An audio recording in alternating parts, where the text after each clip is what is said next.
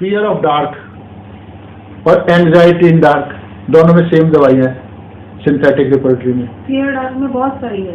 Synthetic की बात करूँ, मेरे पास सिंथेटिक रिपर्टरी है। हाँ। दोनों में एक ही दवाई है। हाँ। जबकि दोनों बिल्कुल अलग अलग से लग रहे हैं। हाँ। फियर ऑफ डार्क और एंजाइटी इन डार्क, दोनों तो अलग रूब्रिक हैं, पर दोनों में सेम ही दवाई है। तो ऐसा नहीं है कि अभी गलतियां कर रहे हैं, पहले भी गलतियां लोग हमारे ऑथर्स करते रहे हैं। तो इसलिए हमेशा अपनी अकल को तो आपको जिंदा रखना ही पड़ेगा ना। जब भी आप ब्लाइंडली फॉलो करोगे किसी बुक को, किसी भी सॉफ्टवेयर को, तो उससे बहुत सारी संभावनाएं हैं कि आप गलतियां करोगे। तो हर रूब्रिक को आप क्रिटिकल होके तो देखना ही पड़ेगा। नहीं समझ आई? नहीं सर, तो ऐसा दिमाग लगानी पड़ेगा, अपना दिमाग को जरूर लगाना पड़ेगा कि ये ठीक है या गलत है। अगर आपको डाउट लगता है कि भाई ये रूब्रिक ठीक नहीं है, तो फिर आप उसको ना उसमें लेके जाओ मैट्रिया मेडिका में। तो मैट्रिया मेडिका का डिस्क्रिप्शन पढ़ो, 2-4 बड़े स्टॉलवर्ड्स का, उनसे अगर आपको समझ आता है तो ठीक है। अगर उनमें भी कंफ्यूजन रहता है तो फिर आप ओरिजिनल सोर्स ढूंढो, जो प्योराज है और बड़ी बड़ी बुक्स हैं, कि वहां किस घटनाओं को इन्होंने इसमें डाला है। जैसे एक रूब्रिक है इसके अंदर, delusion he was persecuted, was है या इज है? वाज है। तो अब वाज परसिक्यूटेड मीन्स आज परसिक्यूटेड नहीं है। नहीं, मैं पूछ रहा हूँ, वाज माने था, आज नहीं है। He is persecuted होता है। He is persecuted, इसमें हीज है, ठीक है। सिंथेटिक देखो तो उसमें वाज है, दोनों चेक कर लो। इसमें is है। तुमने किसमें देखा अभी? और pursued he was। हाँ, pursued he was में। तो कोई नहीं, परस्यूड ही वाज की कोई बात नहीं। परस्यूड ले, हाँ परस्यूड है। ये वाज परस्यूड, तुम्हारे में भी क्या है? परस्यूड है, वाज है। अब इसमें दवाइयाँ क्या है? स्ट्रामोनियम भी है। हाँ। तो इसका मतलब हो गया कि वो उसका पहले उसके पीछे लोग पड़े हुए थे या कोई बीमारी पड़ी हुई थी, आज नहीं पड़ी ना? नहीं पड़ी हुई। तो आज तो मुक्त हो गया। हाँ। जब मुक्त हो गया तो फिर क्या कराने आया हमारे पास वो? हाँ। समझ पॉइंट आ गया? तो एक सेमिनार में या एक मीटिंग जो भी थी हमारे, जो भी आजकल नवी मुंबई में देखा है, नवी मुंबई में भी एक पीरियड था जिसमें वही था कि परस्यूट तो पहले हो गया। हाँ। लेकिन अभी भी वो बोल रहा है कि सर अभी भी बीमारी मेरे पीछे ये हाथ धोके पड़ी हुई है ना। तो आज होगी ना, तो वाज कैसे हुई फिर? वो इज होगी ना, फिर वो ही इज बीइंग परस्यूड होगा। वाज माने चैप्टर इज ओवर, ठीक है। जब चैप्टर इज ओवर तो उसकी याद रह सकती है, तो उसकी याद रहेगी तो डिसएग्रीबल एलिमेंट उसमें नहीं जाएगा, ड्वेल्स ऑफ डिसएग्रीबल एलिमेंट्स और पुरानी बातों में, तो वाज में नहीं जाएगा ना कभी भी। तो हमारे किसी डॉक्टर ने हमको क्लास जो ले रहे थे, उन्होंने कहा कि नहीं ये वाज है, और मैंने बहुत सारे मरीज ठीक करे वाज पे। तो मैं यही कह रहा था ये वाज नहीं हो सकता। तुम अपनी बात को, गलत बात को जोर जोर से बोल के क्यों सिद्ध करना चाहते हो? पर वो नहीं माने, बोलते रहे। फिर आखिर में मुझको सारे ऑडियंस के सामने ये कहना पड़ा कि जो ये भाई साहब कह रहे हैं वाज वाज कह रहे हैं और ये मुझको गलत सिद्ध करने की कोशिश कर रहे हैं, तो आप इनके बहकावे में नहीं आइए। ये सिर्फ अपने मेरे को ह्यूमिलेट करके आपकी निगाह में अपनी इज्जत बनाना चाहते हैं। तो आपको ऐसे लोगों से सतर्क रहना होगा। तो ये मैंने उनको उसके सामने कहा। तो फिर मैंने सबसे एक रिक्वेस्ट करी कि आप अगली मीटिंग जब भी होगी तो आप सोर्स बुक्स में जाओगे, वहां से आप इन दवाइयों का लिटरेचर पढ़ोगे और वहां से वो ढूंढोगे कि किस फीलिंग को उन्होंने परस्यू में डाला है, और मैं खुद भी ढूंढूंगा उसको। तो मैंने ढूंढा, तो उसमें क्या उन्होंने बताया हुआ था, स्ट्रामोनियम का ढूंढा हमने, और भी कईयों का, पर मुझे स्ट्रामोनियम इस वक्त याद है। तो उन्होंने बताया कि वो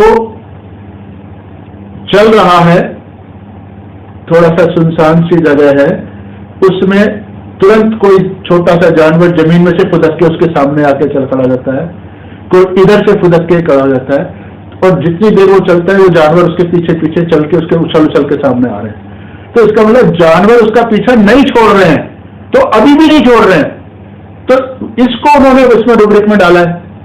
तो ये इज हुआ या वाज हुआ, तो ये फीलिंग इज हुई, तो ये कहीं ना कहीं मिसप्रिंट है।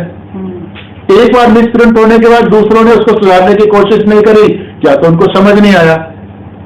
अब मैं ये नहीं कह सकता कि मुझको समझ नहीं आया, क्योंकि मैंने इसको सोर्स बुक से कंफर्म किया है। तो आपको अगर कहीं भी डाउट होता है तो आपका सोर्स बुक तो है ना, ये मैथमेटिका रिपर्टरी तो बाद में बनी है, पहले तो प्रूविंग में आई है, तो वहां से लेना पड़ेगा ना। तो ये वाज नहीं है, इज ही है सर, और इज बीइंग परस्यूड सर, और बोगर और बोरिक रिपर्टरी में बीइंग परस्यूड है, सही बोल। फिर ये कैसे हुआ? तो इसका मतलब ये गड़बड़ कर दी ना, बीइंग इंजर्ड के जैसे बीइंग परस्यूड ही तो होगा ना। आज भी मेरा पीछे पड़ी है, खांसी मेरा पीछा नहीं छोड़ रही, तो उसको तो आप परस्यूड कह सकते हो। वाज परस्यूड से तो चैप्टर ओवर है। कल तक पुलिस आपके पीछे पड़ी थी, अब तो पुलिस भूल गई, तो अब आप क्यों छुपे फिर रहे हो? पॉइंट समझ आ गया? अब तो आपका चैप्टर बंद हो चुका। तो इलाज वाज के लिए नहीं होता है, इज के लिए होता है। पॉइंट समझे? तो ये रूब्रिक इज बीइंग परस्यूड होना चाहिए, जो कि सोर्स बुक से भी कंफर्म होता है। इसलिए फिर मैं बार बार यही कहूंगा कि आपको अपना दिमाग खुला रखना पड़ेगा। ये नहीं सोचना कि फलाने मैथमेटिका में ये दिया और उसमें वो दिया। अभी मैं आपको एक और एग्जांपल देता हूं। पहले मैंने कभी ऐसी चीजें नहीं सुनी थी। जब से मैंने ये बोलने चीजें शुरू करी है, अभी मैं कितने ही व्हाट्सएप के ग्रुप में वो देखता हूं, उन्होंने सबूत ला के रखे हुए बिना मेरा नाम लिए हुए। मैंने जब बोला कि भाई ये एक सॉफ्टवेयर है, 4 रूब्रिक लिए हमने, तो हमने एक रिपर्टरी में देखा सॉफ्टवेयर से, सेम 4 रूब्रिक दूसरे सॉफ्टवेयर में डाले, जैसे मान लो रडार, कंप्लीट, ये वो जो भी है, सेम रूब्रिक डाले, दवाई अलग आती है, रूब्रिक सेम है। मतलब 3 अलग अलग सॉफ्टवेयर से अगर आप रूब्रिक निकाल रहे हो, चारों रूब्रिक का सेम रूब्रिक डाल रहे हो और दवाई तीनों में अलग है, तो आप कौन से पे डिपेंड करके दवाई दोगे? ये मैंने जब उनको अपने प्रैक्टिस में से दिखाया, तो अब मेरे कितने व्हाट्सएप ग्रुप में ये लोगों को सबूत देते हुए देख लिया। तो यानी पहले अपना दिमाग नहीं लगा रहे थे ना। तो आज बात आपने उठाई है तो 4 लोगों ने और उठाना शुरू किया है। तो आप सत्य के साथ चलो ना। तो सत्य के साथ तो आप तभी चलोगे जब आप खुद अपना दिमाग इस्तेमाल करोगे, ना कि सिर्फ इसलिए मान लोगे कि फलाने ने ये कहा। तो ये चाहे हैनेमान से लेके आज की डेट तक किसी ने कुछ भी कहा हो, वो सब कुछ बदला जा सकता है अगर वो गलत है तो उसको सत्य नहीं मान लेना। वो कोई परमात्मा का दिया हुआ वाक्य नहीं है, इंसान का दिया हुआ है, वो गलत हो सकता है। तो इसलिए हमेशा उसको ढंग से चलो और आखिर में सोर्स बुक पे जाओ। कंफ्यूजन में you should be absolutely 100% sure about anything. किसी भी पर्सनैलिटी के नीचे दबो नहीं, तब आप होम्योपैथी की प्रैक्टिस कर सकते हो। नहीं तो होम्योपैथी का तो इतना सारा लिटरेचर है जो एक दूसरे की कॉपी है। एक ऑथर ने लिखा, उसी की नकल मारी है दूसरे ऑथर ने, और तीसरे ने फिर उसी की नकल मारी है दोनों की मिला के। वो कहता है मिस्टर ए ने ये कहा और बी वाला कहता है कि मिस्टर सी ने ये कहा। तो सही किसने कहा? सर रिसोर्स बुक लिख रहे हैं, रिसोर्स बुक तो हमारे मैथमेटिका प्योरा है और चीजें बड़ी बड़ी है ना, जैसे हैरिंग आइडिक सिम्टम है, मैथमेटिका प्योरा, इनमें आपकी प्रूविंग्स दी हुई है बहुत डिटेल में। तो अगर डाउट होता है तो वहां देखो, आपको मिल जाता है। कुछ मिलती जुलती फीलिंग मिलती है, तो वहां से कंफर्म हो जाएगा कि सही क्या है। क्योंकि उस फीलिंग को एक ऑथर ने अपनी अकल से समझाया कि इस फीलिंग का ये मतलब हो सकता है, तो उसने डाल दिया। उसकी इंटेंशन आपका रिपर्टरी खराब करने की नहीं थी, उसकी इतनी समझ थी, उसने डाल दिया। या एक्सपीरियंस कह लो, अपना उसका अनुभव था। लेकिन उसका जो अनुभव और इंटरप्रिटेशन था उसके इंटेलिजेंस के लेवल के हिसाब से था। अब जरूरी नहीं ना, वो फाइनल नहीं था। आज मान लो आज का आदमी 200 साल में इंसान का एवोल्यूशन हुआ है नहीं हुआ? उसकी बुद्धि का लेवल IQ बढ़ा है नहीं बढ़ा? बहुत ज्यादा बढ़ा है। तो आज आप जितना एनालाइज कर सकते हो, इसलिए 200 साल पुराना ह्यूमन बीइंग नहीं करते थे। तो इसलिए उनकी बात को बदला जा सकता है, पत्थर की लकीर नहीं है। उसको बदलना चाहिए, जो प्रैक्टिस में फिट हो वो सही है, ना कि जो किताब में लिखा है वो सही है। समझ आ गए? तो तब प्रैक्टिस चलेगी, नहीं तो आप यही कहते रहोगे होम्योपैथी क्योर्स एवरीथिंग। सर इसके कनेक्शन में और एक क्वेश्चन में पूछना चाहता हूं। हाँ बोलो। आप रिसोर्स बुक्स की हम बात कर रहे थे, लेकिन वहाँ पे जो रेमेडीज है वो लिमिटेड है, लेकिन वो वेल प्रूवन है। हाँ। अभी नई नई रेमेडीज जो आ रही है उनका तो कोई पुराना कनेक्शन है ही नहीं। उनके अब सवाल वही है ना कि नई रेमेडीज हम लोग प्रूव कर रहे हैं। हाँ सर। अब समस्या क्या है, मान लो आपने नई रेमेडी प्रूव की, कोई प्रॉब्लम नहीं है, पर क्या आपको पुरानी जो 250 साल से दवाई प्रूव होके क्लिनिक में लाखों मरीजों को सही कर चुके हैं, क्या वो आपको आती है? यही सब जानना चाह रहे हैं। वो नहीं आती ना। Yes, sir। अभी तक आप देखिए नॉर्मली क्या होता है, जैसे आर्निका है, मान लो आप किसी रिक्शे वाले को भी पूछोगे ना, वो भी कहेगा आर्निका माने चोट लग गई आर्निका दे दो। पर आर्निका क्या हर सिम्टम क्या चोट में काम होता है? नहीं होता ना। मान लो आपकी बाजू कट गई और आप मस्त हो, तो क्या आर्निका काम करेगी? उससे बड़ी इंजरी और क्या होगी? फिर आर्निका नहीं करेगी ना। तो लॉ है हमारा, जो लॉ है वो है लॉ ऑफ सिमिलर। होम्योपैथी का केवल एक ही लॉ ठीक है, बाकी होम्योपैथी का दूसरा कोई भी लॉ है ही नहीं। चाहे वो मेयाजम ले लो, 100% रॉन्ग है। फैनीमान साहब ने जो कहा था उसका ये मतलब नहीं है, जिस तरीके से हम ले रहे हैं। अगर आप कहते हो कि ये सिम्टम है, अब सिफिलिटिक रेमेडी दो। अरे जब ये सिम्टम है तो सिफिलिटिक कहां से दोगे? आपने तो सिम्टम पे ही दिया ना, उस पर ठप्पा आपने ये सिफिलिटिक का भी लगा लिया।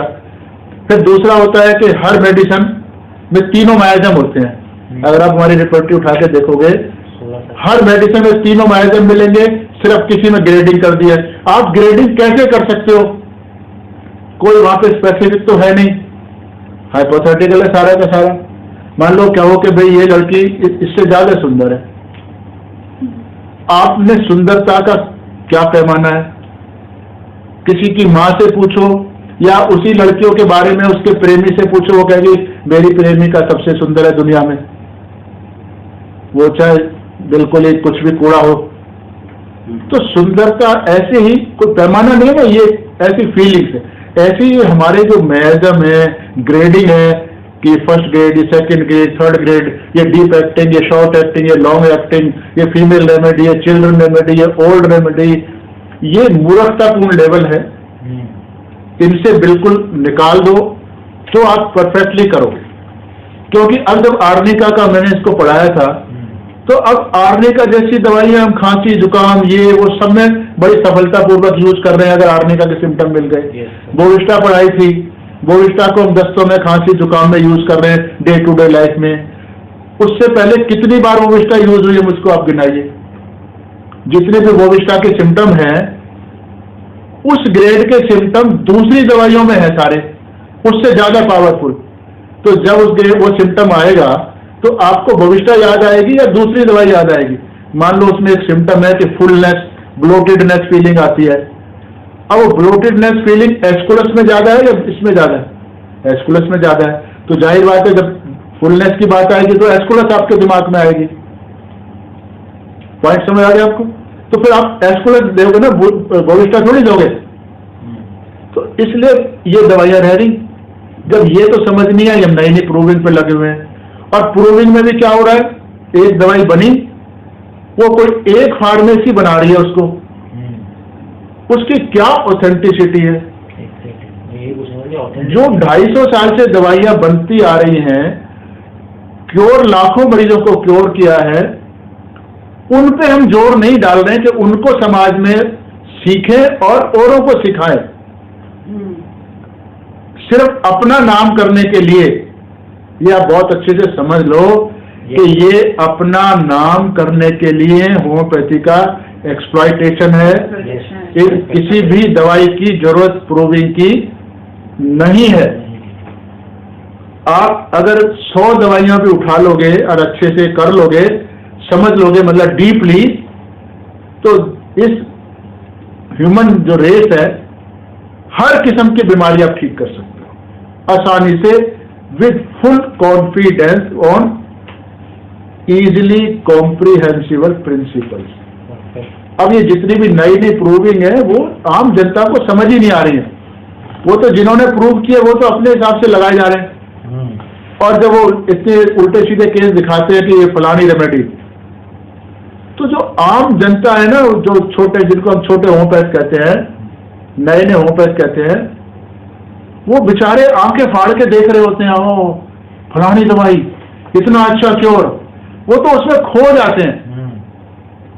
लेकिन क्लिनिक में वो जाके लगा नहीं सकते. तो फायदा किसको हुआ है? सिर्फ उसको जो सेमिनार ले रहा है. आप तो ठगे गए हो, चार्म हो गए हो, मतलब बेवकूफ बन गए हो, ऐसे समझिए. चार्म नहीं हो गए हो, बेवकूफ बने हो, बेवकूफ बनाए जा रहे हो और बेवकूफ बन रहे हो.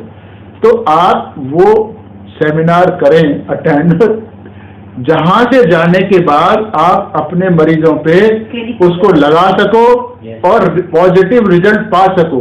वो सेमिनार सक्सेसफुल है, ना कि वो जो ऑरेटर है, जो ऑथर है, जो सेमिनार स्पीकर है, उसकी पर्सनैलिटी में खो गए. आप तो फिर खो ही जाओगे ना, होम्योपैथी नहीं आएगी, प्रैक्टिस नहीं चलेगी और आपके अंदर एक इन्फीरिटी कॉम्प्लेक्स जन्म लेगा जो आपको खुद को मार देगा कि मैं कुछ नहीं कर सकता. ठीक है? तो बी योर सेल्फ, ये मोटो होना चाहिए. अप्लाई.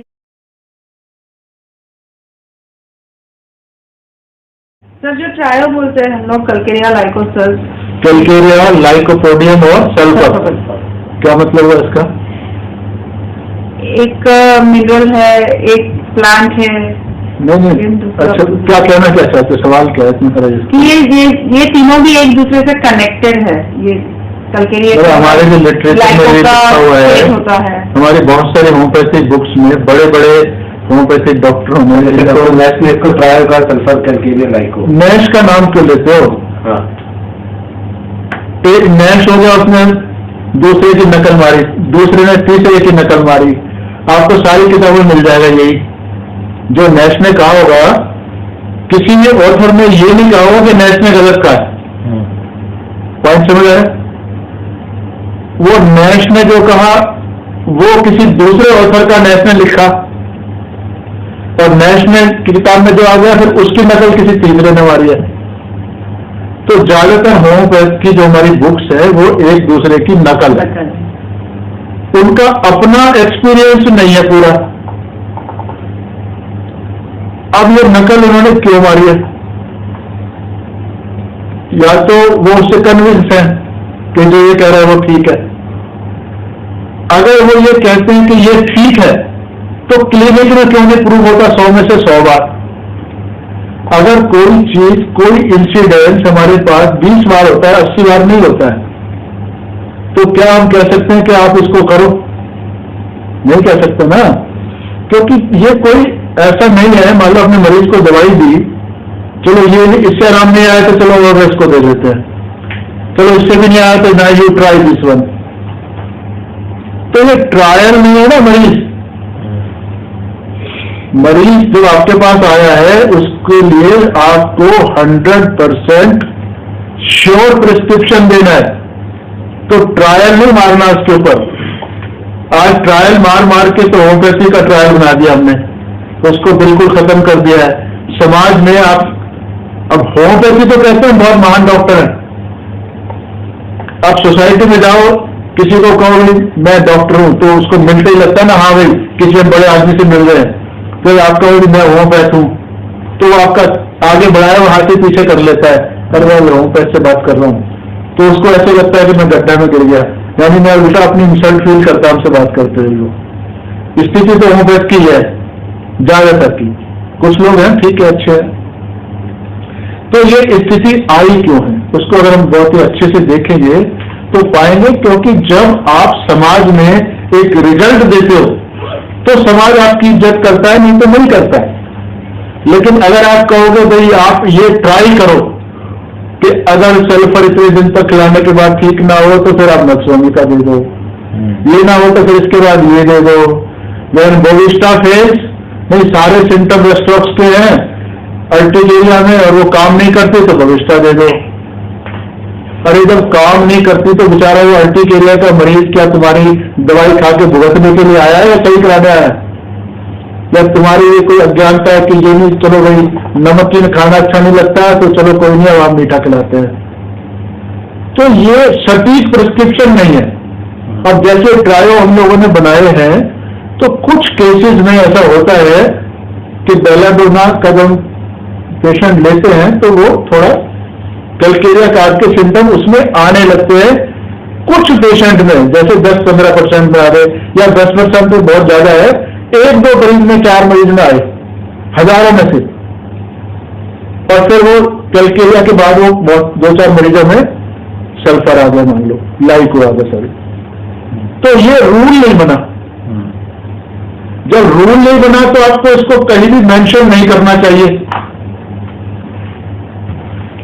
क्योंकि ये हुआ क्या कि इसके बाद कुछ मरीज में ऐसे सिम्टम आए तो आपको उसमें लाइकोपोडियम आपने दी। अगर सिम्टम नहीं आए तो आप कैलकेरिया सल्फर लाइको का एक ट्रायो बना के आपने समाज में रख दोगे तो जो नया होम्योपैथ है, जो अपनी अकल से नहीं सोचता, जो आप लोगों को बहुत महान समझ के आपको फॉलो कर रहा है कि आपने सही बात करी होगी, वो तो फेल हो जाएगा। फेल होने के बाद क्या होगा, उसका तो अपना जो मनोबल है वही टूटेगा, या तो वो अपने को बेवकूफ कहेगा या कहेगा होम्योपैथी बेकार है। तो आगे प्रैक्टिस करेगा किस बेस पे? तो प्रैक्टिस वो होती है जहां हम कि ये पेशेंट ये दवाई और ये रिजल्ट, ऐसा सिस्टम होना चाहिए।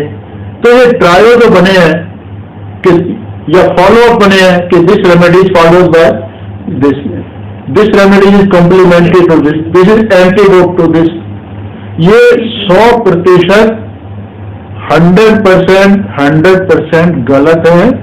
इन फॉलो अप पे, कॉम्प्लीमेंट्री पे, एंटीडोट पे किसी पर भी आपको रिलाई नहीं करना चाहिए, क्योंकि ये कभी भी 100 में से 100 बार ठीक नहीं होते हैं। एक रेमेडी फॉलो वेल में भी है, वही रेमेडी कॉम्प्लीमेंट्री भी है, और वही रेमेडी एंटीडोट भी है। इसका मतलब है कुछ हालात में एंटीडोट करेगी, कुछ में कॉम्प्लीमेंट करेगी। सिम्टम कहां गए? फिर आप कहते हो, मतलब होम्योपैथिक प्रिंसिपल की बात करते हैं हम लोग कि होम्योपैथी इज बेस्ड ऑन सिमिलिनम। सिमिलिनम होगा तो काम करेगा। अरे तो क्या काम करेगा? तो वो सिमिलिनम होगा तो एंटीडोट करेगा या क्योर करेगा? करेगा क्या? एंटीडोट का मतलब क्या हुआ? कॉम्प्लीमेंट का क्या मतलब हुआ? इसका मतलब सिम्टम हो ना हो, आप इसको दे दो तो ये कॉम्प्लीमेंट कर देगी। क्या दवाई को मालूम है कि तुमने कॉम्प्लीमेंट के नाम पे उसको दिया या एंटीडोट कराने के लिए दिया? क्योंकि सेम मेडिसिन तीनों में होती है, तुम्हारे जो तुमने चार्ट बना रखे हैं। इसका मतलब है कि कुछ सिम्टम को एंटीडोट करती है, कुछ को कॉम्प्लीमेंट करती है। तो फिर वो अल्फाबेटिक लाओ ना, एक टेबल बनाओ कि भाई ये मेडिसिन इस सिम्टम में ये इसको कॉम्प्लीमेंट करेगी, इसको एंटीडोट करेगी। ऐसा कोई भी टेबुलेशन हमारे पास है नहीं। जब ये है ही नहीं तो इसको फिर हम फॉलो अप क्यों करें, जो हम 100 में से 90 बार फेलियर का मुंह देखें? तो जो प्रिंसिपल है, नेचुरल लॉ है, उस पर चलना चाहिए कि अगर रेमेडी के सिम्टम है पेशेंट में तो आपको देनी है, वरना नहीं देनी। ये इसलिए कॉम्प्लीमेंट्री एंटीडोट कुछ नहीं होते। अब हम लोग पढ़ते रहते हैं, जबकि एलोपैथी खा के आता है तो आप उसको पहले नक्स भूमिका दीजिए ताकि उसका इफेक्ट खत्म हो जाए। अगर उसमें नक्स भूमिका के सिम्टम ही नहीं है तो काम कैसे करेगी? क्योंकि खुद ही तो आप कह रहे हो कि वो सिमिलिनम पे काम करती है। मतलब आपको खुद ही समझ नहीं आ रही हम क्या बोल रहे हैं, और सारे होम्योपैथी का लिटरेचर इन्हीं उल्टी सीधी बातों से भरा पड़ा है, कॉलेज में वही सिखा रहे हैं। तो ये होम्योपैथी पे फिर सटीक प्रिस्क्रिप्शन नहीं आएगा। हम लोगों को जरूरत इस चीज की है कि हम एक सटीक प्रिंसिपल पे चलें कि हमारे को हमेशा सफलता जब मिलेगी जब पेशेंट के कैरेक्टरिस्टिक सिम्टम रेमेडी के कैरेक्टरिस्टिक सिम्टम से मैच करेंगे। सिर्फ एक ही फार्मूला है तो रिजल्ट 100% आएगा, श्योरिटी के साथ आएगा। वो हिट एंड ट्रायल नहीं है। इसलिए जितने भी ये हमारे मिथ है ना, जो हमारे को बना रखे हैं हमारे स्टॉलवर्ड्स ने, उन सबको आपको बिल्कुल छोड़ देना चाहिए अगर आप होम्योपैथिक प्रैक्टिस करना चाहते हो। इसलिए नहीं सोचना चाहिए कि हमारी किताब में लिखा है फलाने महान डॉक्टर साहब ने कहा, 200 साल से हमारी किताबों में लिखा हुआ है, अगर 200 साल से कोई झूठ बोलता रहे तो क्या वो बात सत्य हो जाएगी? सत्य तो सत्य ही रहता है। जब गैलीलियो ने कहा कि पृथ्वी चक्कर लगाती है, सूर्य खड़ा हुआ है, तो उसको तो फांसी पे लटका दिया। वो तो अकेला बंदा था ना सत्य बोलने वाला, उससे पहले तो यही कहते थे सूर्य चक्कर लगाता है। तो क्या आज भी हम वही कहते रहे? क्या आज भी हम यही कहते रहे कि वो राहु वगैरह चंद्रमा को निकल जाते हैं इसलिए ग्रहण लग जाता है, जबकि हम जानते हैं कि शैडो पड़ती है? तो एक बात 1000 साल से अगर चल रही है तो इसका मतलब ये नहीं है कि वो सही है। वो पहले हमारे पास मशीनें होती थी क्या कि भाई नब्ज देख के हम डायग्नोस कर लेते थे। फिर एक्सरे मशीन आई तो हमारा डायग्नोसिस का एरिया थोड़ा और बढ़ गया। तो फिर हम क्या कहने लगे, भाई एक्सरे भी करा लिया, अब सारे टेस्ट नॉर्मल, तो इसको कोई बीमारी नहीं। यहां तक चलता है ना पहले। फिर उसके बाद हमारे पास वो आ गई, अल्ट्रासाउंड आ गई। तो फिर एक्सरे में नहीं आया, अल्ट्रासाउंड कराओ, उसमें आ जाता है थोड़ा एक्स्ट्रा। तो फिर हम कहते थे कि अब तो अल्ट्रासाउंड भी करा लिया और अब तो इसको कोई रिपोर्ट सारी नॉर्मल है, तो इसका मतलब इसको कोई बीमारी नहीं है। फिर वो MRI स्कैन वगैरह आ गए। अब वो जो अल्ट्रासाउंड में नहीं आती वो स्कैन में आती है। तो अब हम कहते हैं कि भाई स्कैन, अगर एक्सरे के जमाने में वो स्कैनर होता तो क्या उस समय उन मरीजों को नहीं पता लगता, उनको जिसको हमने लेबल लगा के छोड़ा था कि ठीक है, होता ना? तो इसका मतलब यह है कि लैक ऑफ नॉलेज को हम जस्टिफाई नहीं कर सकते। तो ये कॉम्प्लीमेंट्री, सप्लीमेंट्री वगैरह वगैरह जितने भी हैं, ये सारे हमारे लैक ऑफ नॉलेज की वजह से आए हैं, जो इनको बिल्कुल, अगर हम होम्योपैथी अच्छे से करना चाहते हैं कॉन्फिडेंटली, तो इन सबका बिल्कुल होली जला देनी चाहिए। और सिर्फ एक ही प्रिंसिपल याद रखो कि पेशेंट के सिम्टम, मेडिसिन के सिम्टम मैच करो, रिजल्ट 100% आएगा। और जब तक दवाई रिपीट मत करो जब तक एक्शन आ रही है। ये कुछ बेसिक प्रिंसिपल है, 2-4 दिन को फॉलो करना पड़ेगा। तो इसलिए ट्रायो शरायो को भूल जाओ, चाहे वो कैंट ने कहा है, चाहे खुद हैनुमान साहब ने कहा है।